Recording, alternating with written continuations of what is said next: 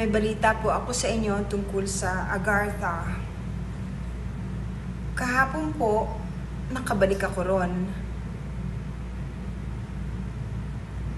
Ang mga nandun po ay mga mabubuting nilalang na walang ibang hangad kundi ang tulungan tayo. Hindi lang po tayo, kundi ang buong mundo.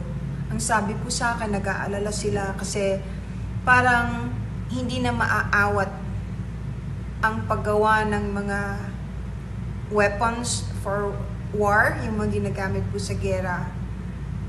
Noon pa pala po, ang sabi nila sa akin, napilitan silang lumabas palagi pagka meron silang nalalaman na gumagawa ng nuclear weapons dahil ayaw nila yan.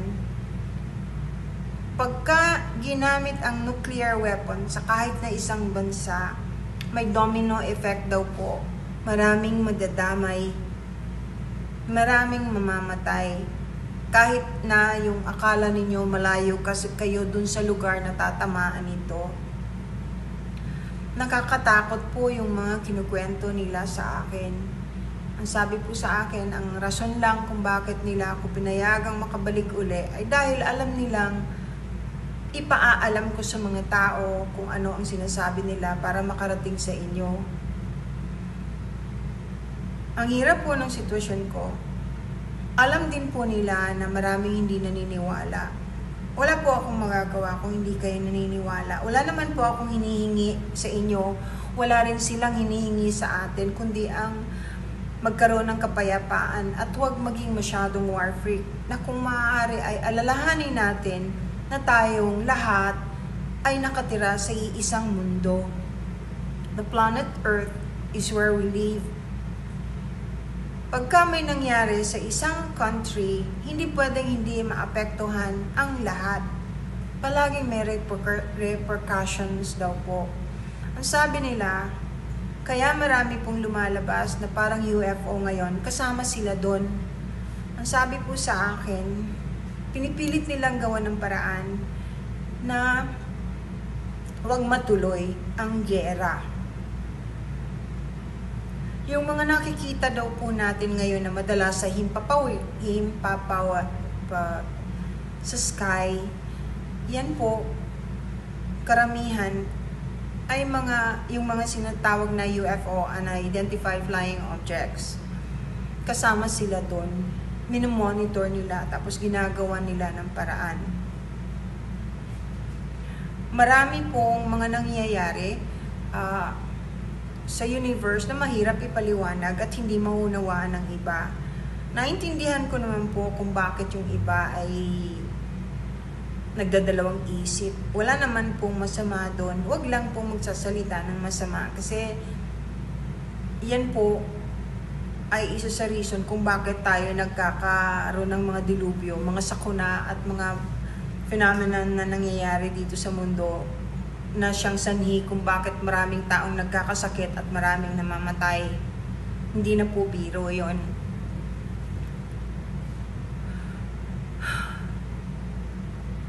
Ang ganda-ganda pa rin po ng Agartha. Kung minsan kahit kinakausap nila ako, yung tinitingnan ko, yung kapaligiran ko. Kasi po, para itong puro crystals. Kahit yung mga buildings nila. Kasi nga po, hindi ba, gaya ng sinabi nila sa akin, na ang ginagamit nilang source of power for practically everything are crystals. Yung mga medyo pilosopo na nagtatanong sa akin ng bakit hindi ko binibidyohan, ba't hindi ako nagdala ng photo, hindi naman po ako tanga. Gusto ko pong gawin yon. Pero hindi ko naman magagawa yon through astral traveling. Number 2, it will not work. Hindi po gagana ang cellphone o yung video cam or camera sa Agartha. Wala naman pong internet doon. At saka yung pintuan ng Agartha, bago ka makapasok, ang dami pong double checking. Ngayon, tinatanong ako kung gusto ko raw pong makarating sa kanila physically.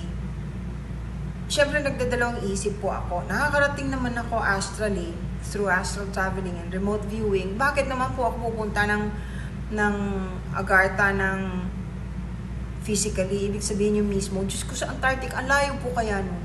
At saka, nakakatakot pa rin po. Kahit nakakakita ako ng mga bagay na hindi nakikita ng pangkaraniwang tao, natatakot pa rin po ako. Syempre, I have to protect my own person. I have to take care of myself. Wala naman po ibang gagawa niyan for me.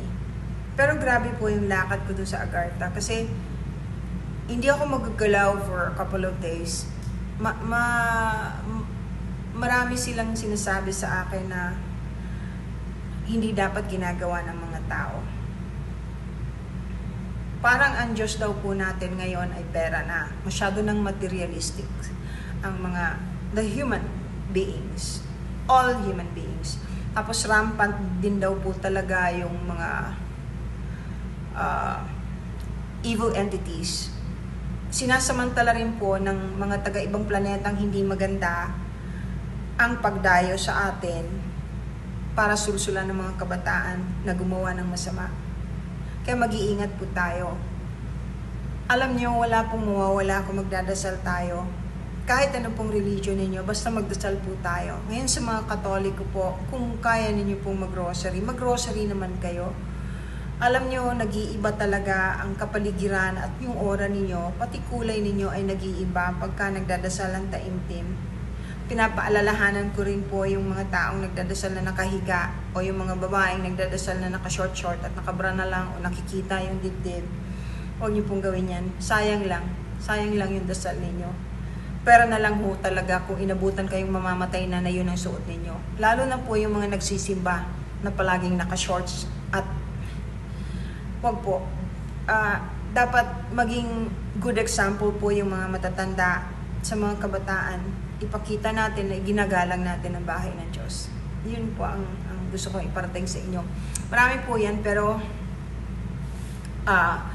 hindi po ganun kadali iparating sa inyo kasi there are quite a few things that even if I try to explain the best I can, hindi nyo rin po maunawaan. Kasi depende po yan sa soul evolution yata ng tao o kung anong degree na ang antas ng inyong kaluluwa o pagkatao or DNA. Yon. Ngayon, yung pong palaging nagre-request sa akin na turuan ko sila mag-astral traveling. Wala pong problema yon, but I do it face to face. Meron po akong klase ngayong September 28. Kailangan lang po magparehistro kayo. Pwede po kayo magparehistro sa Spiritual Alchemy. Doon po sa profile ko, pumunta kayo doon, nandun yung / Spiritual Alchemy PH. Click nyo lang po yon. Hamabol po kayo, punuan po kami palagi. Meron po ako sa Cebu, meron ako sa Sorsogon. A lot of people from Japan are planning to do it also. Hindi ko po natuloy yung sa Canada ngayon dahil ang hirap po ng schedule ko punong-puno. At saka ang daming nangyayari. Ang daming nangyayari na iba na talaga ang panahon. Mararamdaman naman po ninyo yan eh. Lalo na yung mga napapagod na hindi naman, wala namang ginagawa. Inaantok, natulog naman ng tama. Ganun talaga. Yun po ang mangyayari ngayon. Pati yung ringing ng ears. Wala namang kayong tinnitus o sakit para magkaroon ng ganun ng tenga ninyo. Yun naman pong tungkol sa mga entities na nakatira sa bahay ninyo. Hindi po lahat masama. Kung sakaling nakikita ninyo sila ngayon, malamang nakikita ninyo sila ngayon dahil iba na nga po ang panahon. Iba na ang mga tao ngayon ay bukas na halos ang third eye. Lahat tayo may third eye. Sarado lang po yung iba. Naku, ang dami kong gustong sabihin sa inyo tungkol doon sa third eye. Lalo na doon sa mga walang kaalam-alam at sinasabing evil ang third eye. Panginoong Diyos Ama, paano magiging evil yun? Galing sa Kanya. Pinanganak tayong meron nun. Sige po, hanggang dito muna lamang po. Sunday night po, mga 9 p.m, magla-live po ako. Abangan po ninyo. Sabihin nyo sa akin anong topic ang gusto ninyong malaman. Pinagdadasal ko po lahat na nangihingi ng dasal. Huwag kayong mag-alala. Andito po ako palagi para maglingkod. Salamat po. God bless.